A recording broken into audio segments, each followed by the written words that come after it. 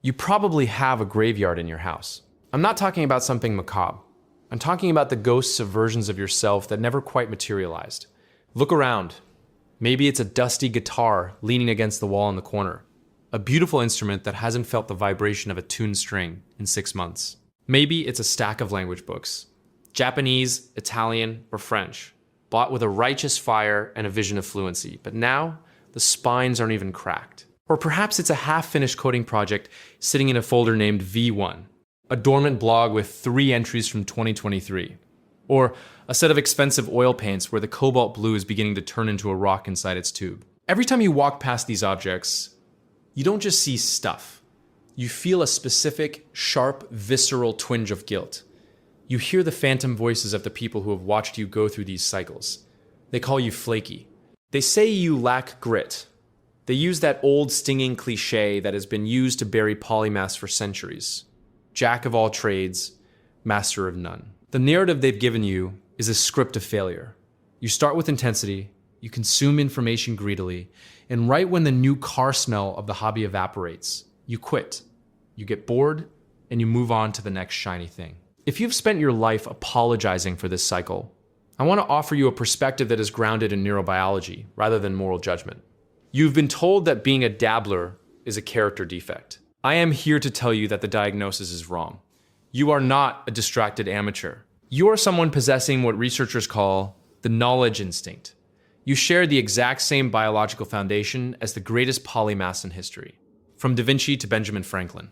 The difference between you and a master isn't your personality. It is your dopamine management strategy. Today, we are going to look at the glitch in your hardware that makes you quit at the 60% mark. And I'm going to give you a mechanical protocol to override your brain's quit command, the 15% push. To understand why your projects die, we have to look at how your specific brain handles the inflow of information. Cognitive scientists have identified a drive called the knowledge instinct, the biological urge to reduce uncertainty in your environment. For our ancestors, knowing which berries were poisonous wasn't a hobby, it was survival. For most people, the dandelions, this instinct is a low-simmering pilot light. But for you, the supersensor, your brain is hypersensitive to what researchers call reward prediction error, RPE. Think back to the first week you started your last hobby. Let's say it was photography. Everything was novel. The learning curve was vertical. You went from knowing nothing to understanding aperture and shutter speed in 48 hours. Because the rate of information gain was massive, your brain flooded your system with dopamine. This is the novice high. It feels like falling in love. The world is vibrant. You're staying up until 2 a.m. watching tutorials, and you're convinced this is the one. This is your calling. But this is the biological trap. Eventually, you reach the core logic phase. You understand how the camera works. You've mastered the rule of thirds. Suddenly, the information per minute you're receiving drops significantly. To get to the next level, to go from good to great, requires 100 hours of boring practice for a 1% gain in skill. The learning curve flattens into the plateau. For your specific neurochemistry, the moment the novelty stops, the dopamine faucet is tightened shut. Your subconscious mind performs a cold, hard calculation. It realizes that the metabolic energy required to learn the final 20% of the skill is no longer yielding a high chemical reward. We call this laziness, but that's a linguistic error. True laziness is a refusal to act. You aren't refusing to act, you are refusing to act without fuel. Your system has overheated, your mental RAM is full, and you are going through a literal dopamine withdrawal. This is the boredom threshold, and it is where 90% of serial hobbyists abandon ship to find a new hit elsewhere. Why does it feel physically painful to sit at your desk when the spark is gone? To answer that, we have to look at a specific structure in the brain, the anterior midcingulate cortex, AMCC. I want you to visualize the AMCC as a physical muscle located in the hub of your frontal lobe. Recent research, including high-level studies on human longevity and performance, shows that the AMCC is the command and control center for effort. Here is the secret.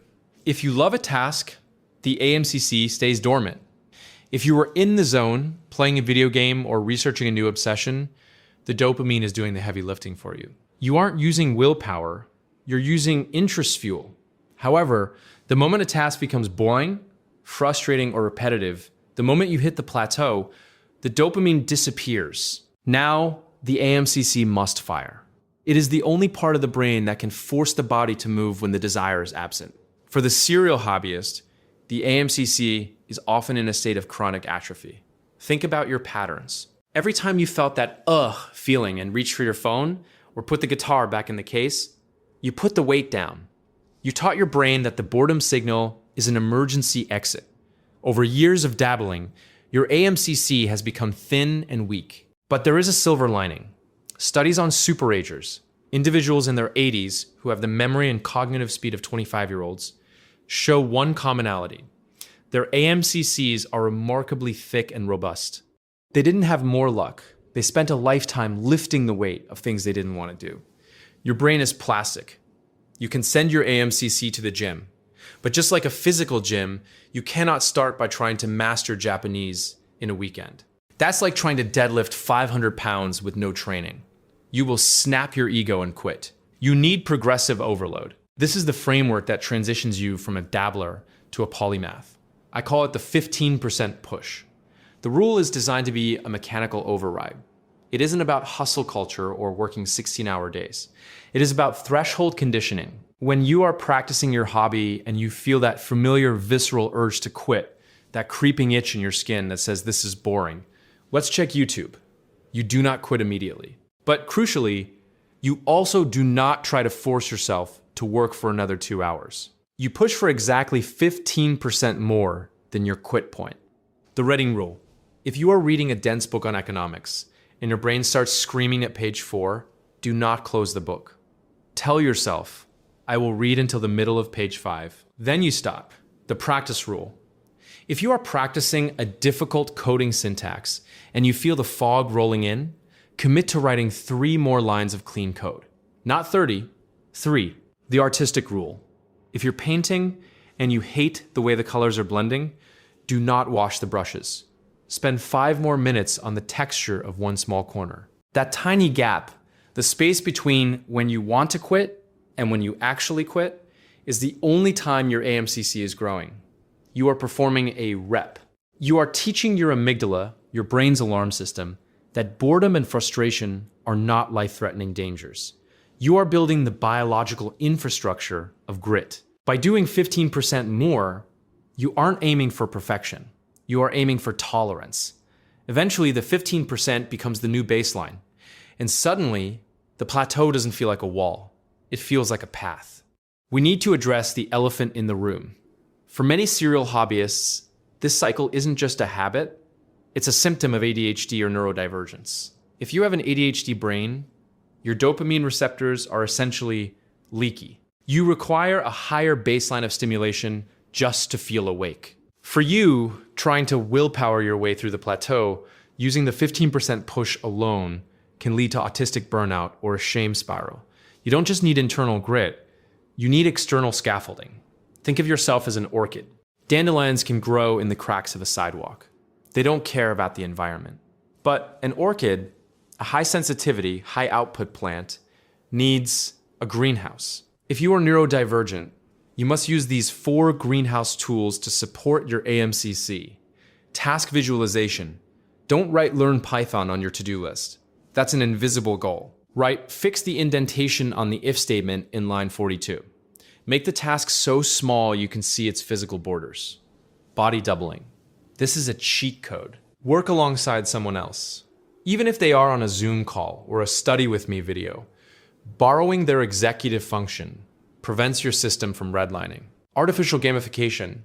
If the hobby isn't giving you dopamine, you must manufacture it. Use a physical streak calendar. Give yourself a tangible reward for every 3 15% pushes you complete. Stimulus control. Your brain is a search engine looking for a distraction. If your phone is in the same room, you have already lost. The friction of getting up to go to another room is often enough to keep your AMCC engaged. Stop blaming the orchid for not being a dandelion.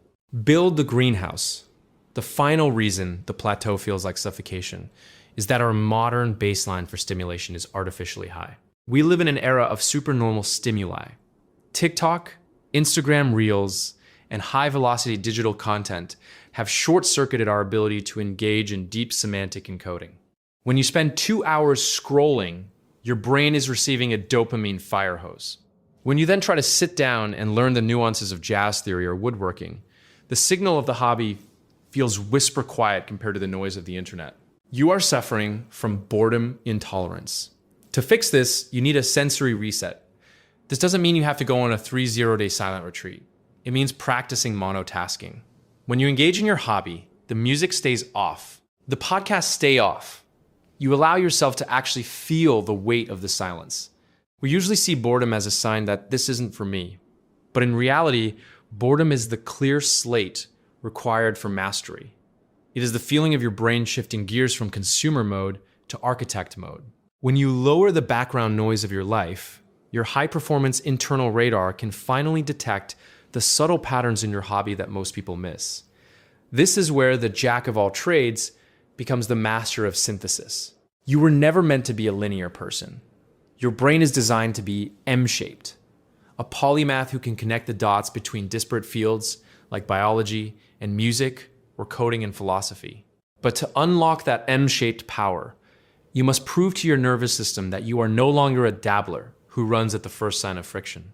My proposal for you is a 6-month challenge. Pick one interest, just one. It doesn't have to be the thing you do for money. It just has to be the thing that makes your knowledge instinct flare up. Commit to it for 6 months. Your goal for these 6 months isn't to become a world-class expert.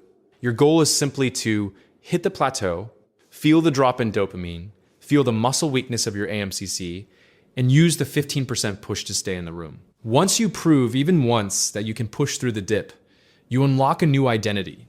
You will realize that the graveyard of hobbies in your house wasn't a sign of failure. It was a library of metaphors waiting for a master to connect them. To help you navigate this, I've put together the Polymath Field Guide.